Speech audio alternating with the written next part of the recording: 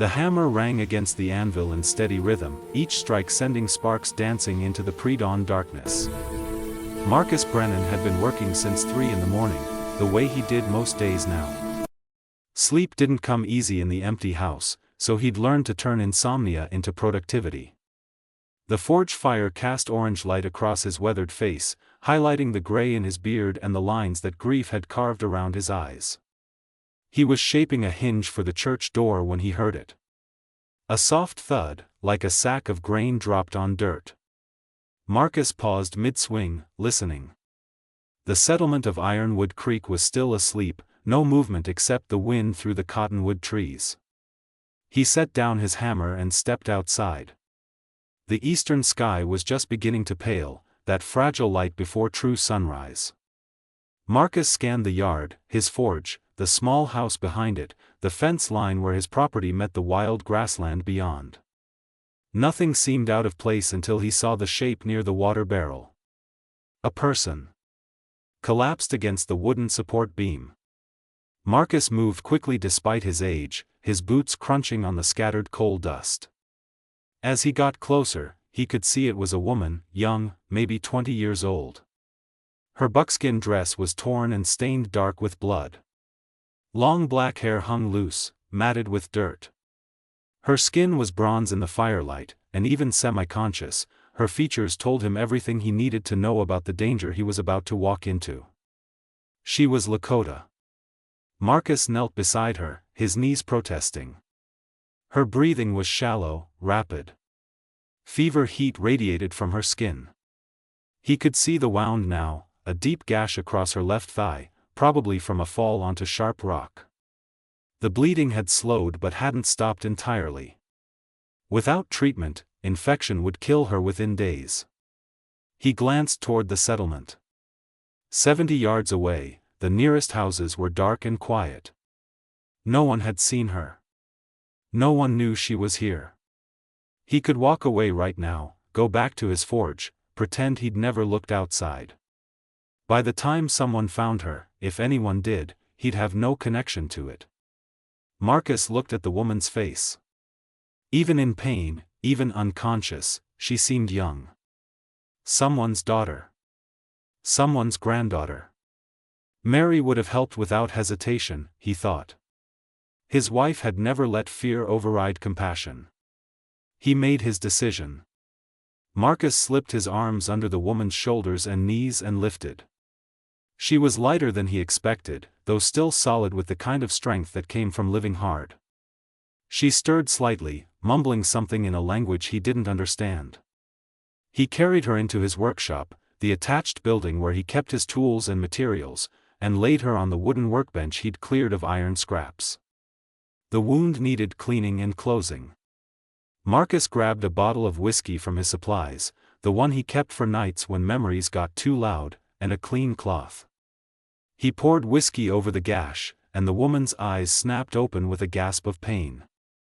Dark eyes, alert now, locked onto his with a mixture of shock and suspicion. "Easy," Marcus said quietly, holding up his hands. "I'm helping. You understand? Helping." She stared at him, chest heaving, clearly trying to decide if she should run or fight.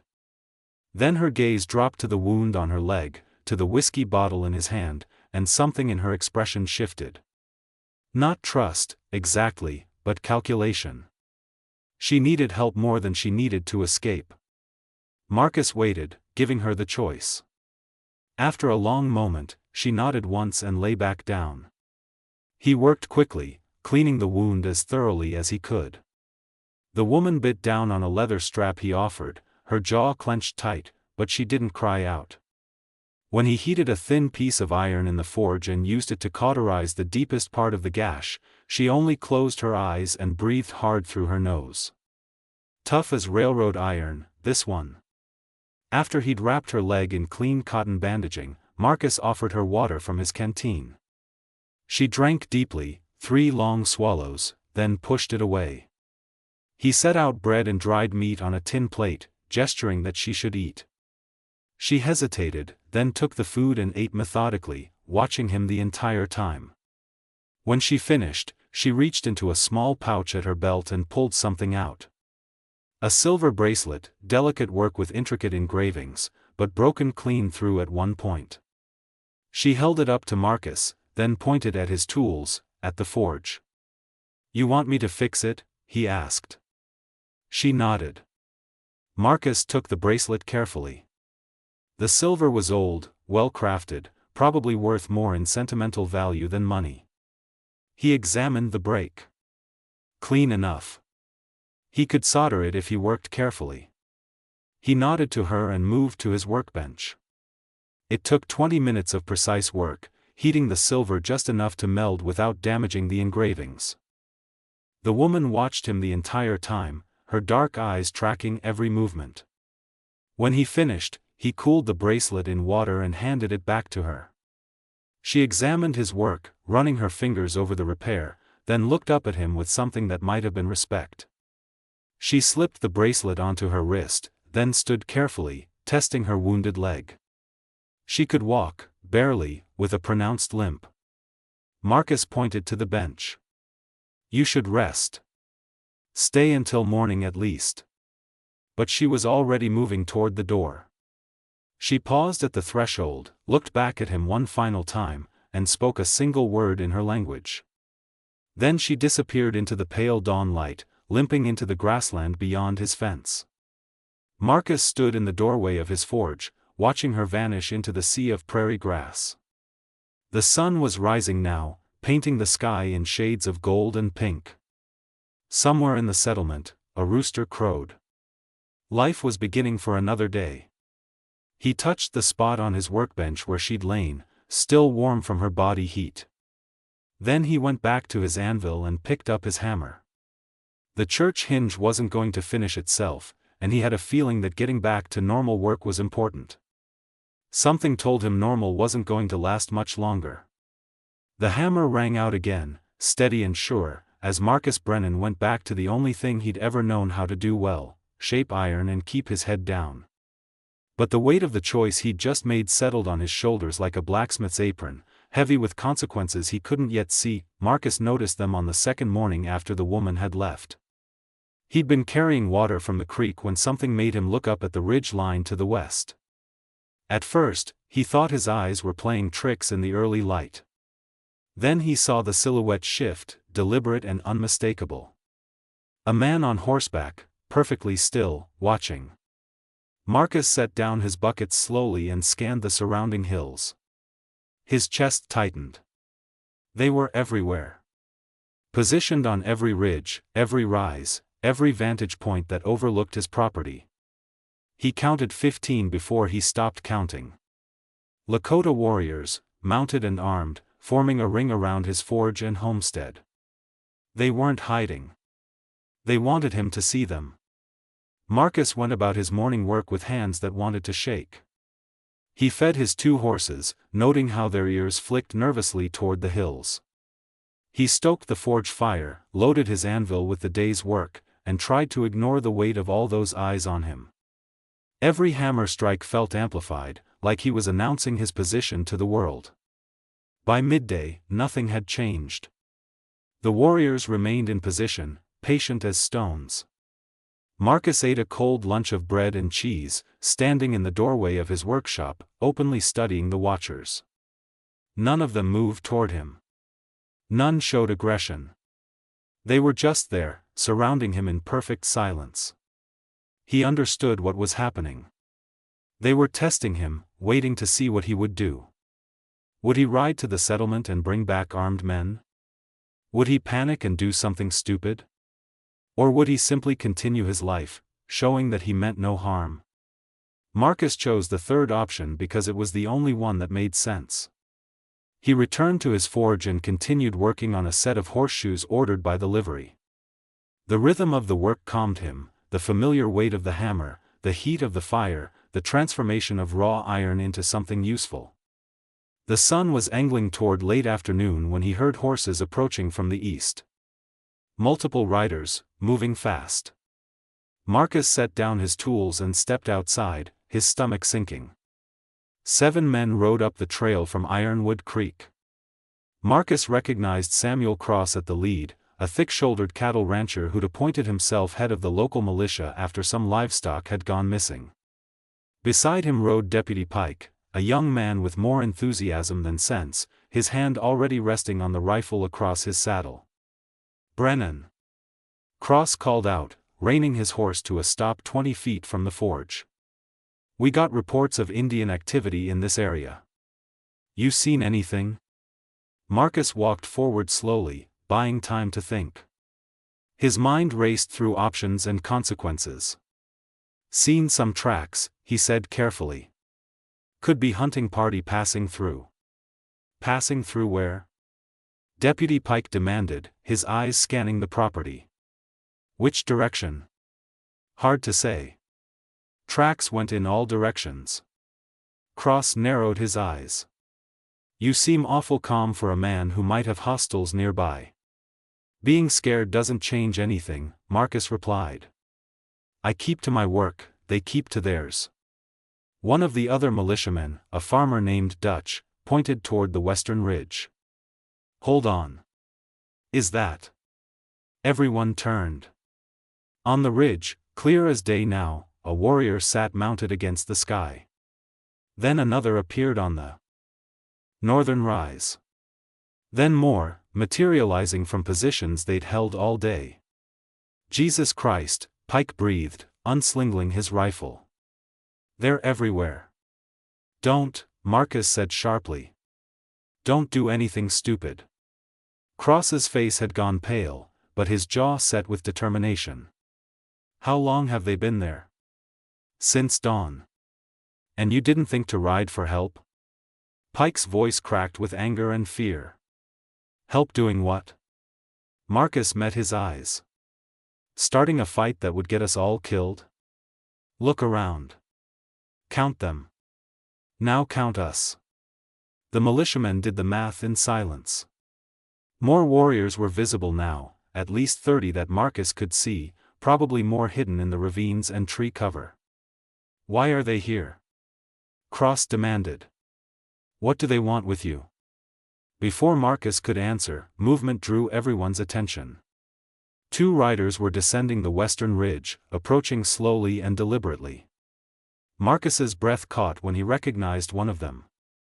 The young woman he'd helped rode on a painted horse, her leg apparently healed enough to ride. Beside her was an older man, perhaps 60, with gray streaking his long hair and a bearing that spoke of authority. They rode straight toward the forge, unafraid.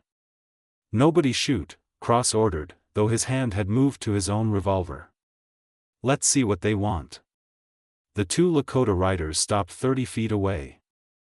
The young woman spoke first, her English halting but clear. "You are Marcus, the iron maker." "I am," Marcus said. She gestured to the old man beside her. "This is Matto. Chief. My grandfather." She touched her healed leg. "You save my life. Give medicine. Fix sacred bracelet. Ask nothing." Deputy Pike looked at Marcus with shock turning to suspicion. "You helped one of them?" "I helped someone who was hurt," Marcus said evenly. Matto spoke in Lakota, his voice deep and measured. The young woman, Ayana, translated in segments. "My granddaughter was on sacred journey. Vision quest. 3 days, no food, no water. She fell from rocks. You found her dying. You healed her. You asked no payment. No information. You let her go free. Any decent person would do the same," Marcus said. Ayana's eyes flickered with something that might have been respect. She translated her grandfather's next words. "Most white men would not. Most would see opportunity. Would hold her captive. Would demand answers or trade. Or worse." She paused, choosing words carefully. "You saw hurting person. That is all. That is why we watch." "Watch for what?" Cross interjected, his voice tight. "Watch to see what kind of man he is," Ayana replied. See if he runs to soldiers. See if he brings guns. See if he tells where we camp. She looked directly at Marcus. He does nothing. He works iron. He lives quiet. He keeps our secret. Matto spoke again, longer this time. Ayana translated, 2 days we watch. We see your heart. You are good man in bad times. You do not choose sides. You choose honor. This is rare thing. So what happens now? Pike asked, his rifle still partially raised. Ayana looked at the militiamen with cool assessment. Now you choose. You came looking for my people. You found us. We are here. She gestured to the warriors surrounding the property. You can fight. You can die. Or you can ride away and let good man live in peace. Cross's face reddened. We're not afraid of. Yes, you are, Marcus interrupted quietly. And you should be. Look at them, Cross. Really look. They could have attacked any time in the past 2 days. They didn't. They're showing restraint. Let's return the favor. They're savages, Pike spat. They're people, Marcus said, his voice hardening. And right now, they're being more civilized than we are. The silence stretched out, broken only by the nervous shifting of horses. Finally, Cross let out a long breath. What do you want from us? He asked Ayana. Nothing, she said simply. We want you to leave. Go back to town. Forget you saw us here. We will move on. No one has to die today. And if we refuse? Ayana didn't answer. She didn't need to. The warriors on the ridges shifted slightly, a subtle reminder of their presence and numbers. Cross exchanged looks with his men. Dutch was openly sweating. Pike looked angry but scared. The others just looked ready to be anywhere else. Fine, Cross finally said. We'll go. But Brennan, he fixed Marcus with a hard stare. This doesn't sit right. You harboring Indians, keeping secrets. People will hear about this. I didn't harbor anyone, Marcus said. I helped someone who needed it. That's all. That's not how folks will see it. Marcus met his gaze steadily. Then folks can think what they want. My conscience is clear. Cross shook his head in disgust but pulled his horse around. Let's go. This whole situation stinks. The militiamen followed, riding back toward Ironwood Creek at a quick trot. Deputy Pike looked back once, his face twisted with confusion and betrayal. When they were gone, Matto dismounted and approached Marcus on foot. He was shorter than Marcus had expected, but carried himself with undeniable dignity. He reached into a leather pouch and pulled out a long pipe, intricately carved from red stone. He spoke in Lakota, and Ayana translated, "This is sacred pipe. Used in ceremony.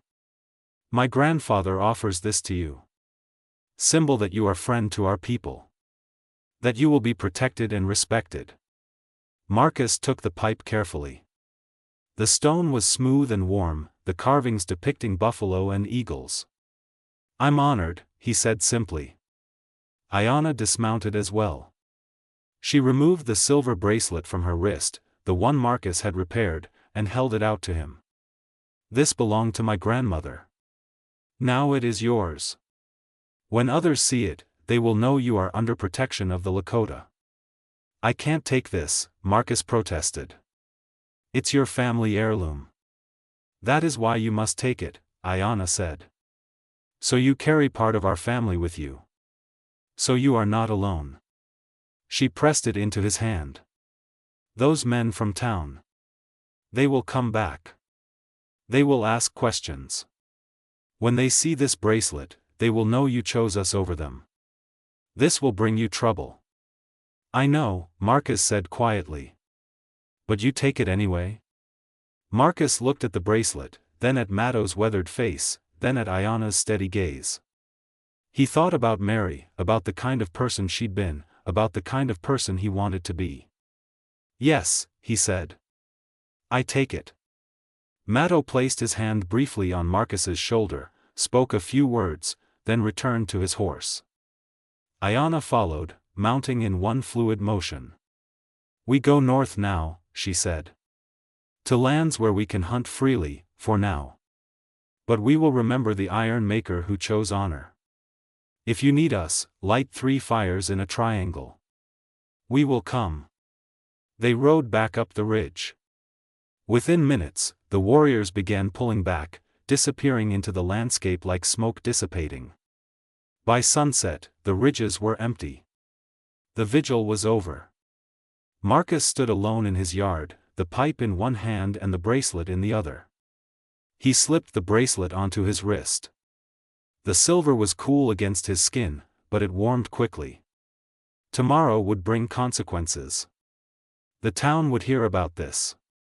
They would have opinions, judgments, anger. But tonight, Marcus Brennan went to sleep knowing he'd done the right thing, even if it cost him everything. That was worth more than safety. It was worth more than acceptance. It was all Mary would have asked of him, and all he could ask of himself. Marcus had felt it building, the way a blacksmith feels a storm coming by the pressure in the air. The townspeople had grown cold. Orders for his work dried up. When he rode into Ironwood Creek for supplies, conversation stopped as he approached. Eyes followed him, hard and suspicious. The silver bracelet on his wrist was visible to anyone who looked, and everyone looked. He'd expected anger. What he hadn't expected was the silence, the complete withdrawal. It was as if he'd become invisible, or worse, contagious. The general store owner had taken his money without a word, counting change onto the counter rather than placing it in Marcus's hand. Even Pastor Williams, who'd been a friend for years, had simply nodded curtly before turning away. Marcus told himself it didn't matter. He'd made his choice. He could live with being alone. But on a Thursday morning, when he saw the dust cloud approaching from town, he knew the silence was over. 12 riders this time. Samuel Cross led them again, but this was a different group. More organized. More dangerous. Marcus recognized the mayor, Thomas Whitfield, and the town's banker, Preston Hall. These weren't just ranchers and farmers anymore. This was official. Marcus set down the axe handle he'd been forging and walked out to meet them. The bracelet caught the sunlight on his wrist.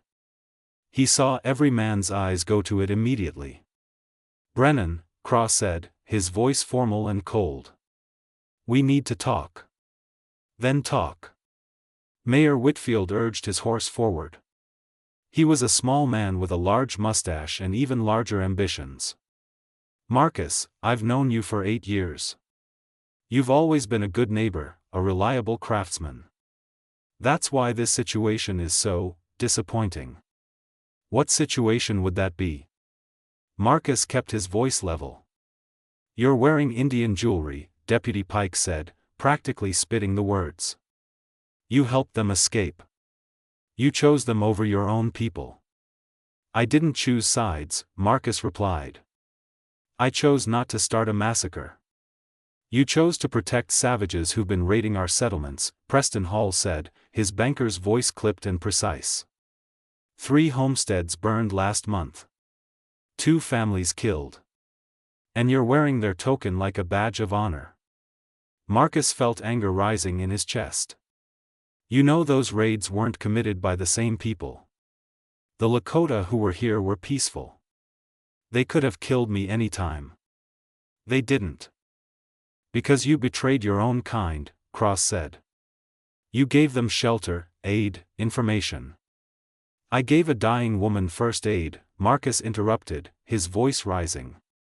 "I repaired a broken bracelet. That's all. I didn't give them guns or information or anything else you're imagining." "But you knew they were here," Whitfield said. "For days you knew, and you said nothing. That makes you complicit." "Complicit in what?" "In not dying. In not starting a war that would have gotten everyone killed? In treason, Pike said flatly. The word hung in the air like a hammer about to fall. Marcus felt his blood go cold. That's a hell of an accusation. It's the truth, Hall said. You aided enemy combatants during a time of conflict. You accepted their symbols and protection. By any definition, that's choosing their side against ours. The only side I'm on is the side of not killing people unnecessarily, Marcus said, hearing the desperation creeping into his voice. Cross dismounted, his hand resting on his revolver. Take off the bracelet, Marcus. Renounce them. Tell us you made a mistake, that you were scared and confused. Do that, and maybe we can move past this. Marcus looked at the bracelet on his wrist. The silver gleamed in the sunlight, the intricate engravings catching the light. He thought about Ayana's grandmother, about the weight of family and honor. He thought about Mado's hand on his shoulder, the respect in that gesture. No, he said quietly. No? Whitfield's voice rose in disbelief. Marcus, do you understand what you're risking? Your business, your home, your place in this community. I understand perfectly, Marcus interrupted. You're asking me to betray people who showed me more honor than you're showing me right now. The answer is no. Pike's hand moved to his rifle. You're making a mistake. Maybe, Marcus said. But it's my mistake to make. For a long moment, no one moved. The horses shifted nervously. Somewhere a bird called. Marcus could hear his own heartbeat pounding in his ears. Then Cross slowly shook his head. You're a damn fool, Brennan. But there was something in his voice, not quite respect, but acknowledgement. You really believe in this? I believe in doing what's right, even when it's hard. Even when it costs you everything? Especially then. Cross looked at the other men. Hall was red-faced with anger. Pike looked ready to shoot. But Whitfield was studying Marcus with an expression that was harder to read. We can't protect you anymore, the mayor finally said. If there's trouble, if raiders come, if you need help, we won't come. You're on your own. I've been on my own for 2 years, Marcus said, thinking of Mary's grave on the hill behind his house. Since my wife died. I'm used to it. It's different now, Cross said. Before, you were one of us. Now you're. He gestured at the bracelet. Something else. I'm the same person I've always been. No, Whitfield said sadly. You're not. And neither are we. He turned his horse. Come on. We're done here. The men began to ride away, but Deputy Pike lingered. He was young, maybe 25, with the kind of righteous anger that came from seeing the world in black and white. You think they'll protect you? He called out. You think wearing that bracelet makes you special? They'll forget about you the moment it's convenient. And when they do, when you need help, remember you chose this. I'll remember, Marcus said. Will you remember that you had a choice too? That you could have chosen understanding instead of hate? Pike's face twisted. Then he kicked his horse hard and galloped after the others. Marcus stood alone in his yard as the dust settled. The silence felt different now. Not threatening, just empty. He walked back to his forge and picked up the axe handle, examining the work he'd done. The iron was cooling, losing its malleability. He'd have to reheat it, start again. That evening, as the sun set behind the western hills, Marcus saw movement at the tree line. 3 figures emerged from the shadows, walking rather than riding. Ayana led them, flanked by 2 warriors he didn't recognize. She approached slowly, stopping at the edge of his property. We heard, she said simply. How? We watch.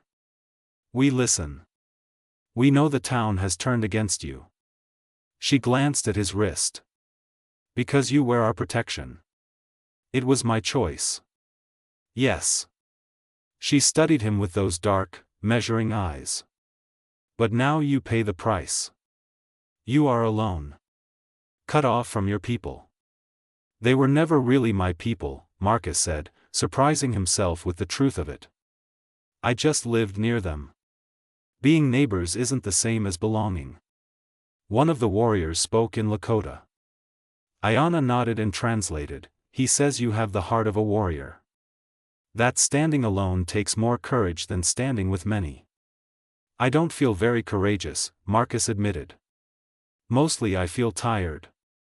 Ayanna almost smiled. That is how you know it is real. Courage. The easy kind does not exhaust you. She reached into a pouch and pulled out something wrapped in leather. This is pemmican. Food that lasts. Take it. You will need supplies if the town refuses to trade with you. I can't keep taking from you, Marcus protested. You are not taking. We are giving. There is difference. She set the package on his workbench. You gave water when we needed it. We give food when you need it. This is balance. The second warrior spoke, gesturing toward the hills. Ayanna translated, he says if you need to hunt, come to the North Valley. Deer are plentiful there. No one will stop you. Marcus felt something tighten in his chest. Not quite tears, but close. Thank you, he managed. You are not alone, Ayanna said firmly. The town thinks you are. They want you to feel abandoned, to regret your choice. But you have people now. Different people, but people who honor their debts. She turned to leave, then paused. My grandfather says to tell you something. He says a man's character is shown not in how he treats his friends, but in how he treats strangers. You treated a stranger with kindness when you had nothing to gain and everything to lose. That is the mark of a good man. Tell him I said thank you. For everything. I will. She began walking back toward the tree line, then called over her shoulder, remember. 3 fires in a triangle. We will see them. We will come. Then they were gone, melting into the dusk like ghosts. Marcus stood in the doorway of his forge, looking at the package of pemmican, at the bracelet on his wrist, at the pipe Matto had given him sitting on his shelf. He thought about the choice he'd made, about the consequences he was living with. The town had abandoned him. His business would suffer, maybe fail. He might have to leave Ironwood Creek eventually, find somewhere else to start over. The life he'd built here was crumbling. But standing there in the fading light, Marcus realized he felt something he hadn't felt since Mary died. He felt purpose. He felt like the person she would have wanted him to be. He'd given water to a stranger and found himself on the wrong side of his own people. But he'd also found something more valuable than acceptance. He'd found integrity. He'd found that he could stand alone if he had to, that his principles weren't negotiable. The hammer and anvil sat waiting in his forge. Tomorrow he'd work on the axe handle again, and the horseshoes, and whatever other work he could find or create. He'd continue living, continue surviving, continue choosing honor over convenience. Marcus touched the bracelet on his wrist one more time, then went inside his house. He lit a single lamp, prepared a simple meal, and sat at his table to eat. Outside, the prairie stretched dark under the stars. The town to the east was invisible in the night. The hills to the west held secrets and people who'd chosen to protect him. And here, in the middle, was a blacksmith who'd given water to a stranger and found his soul in the choice. It wasn't much of a legacy. But it was honest. And in a territory torn between violence and fear, honesty was rarer than silver, more valuable than gold. Marcus Brennan had chosen his path. The consequences were hard, but the choice was simple. And he'd make it again, every time, without hesitation. That was enough.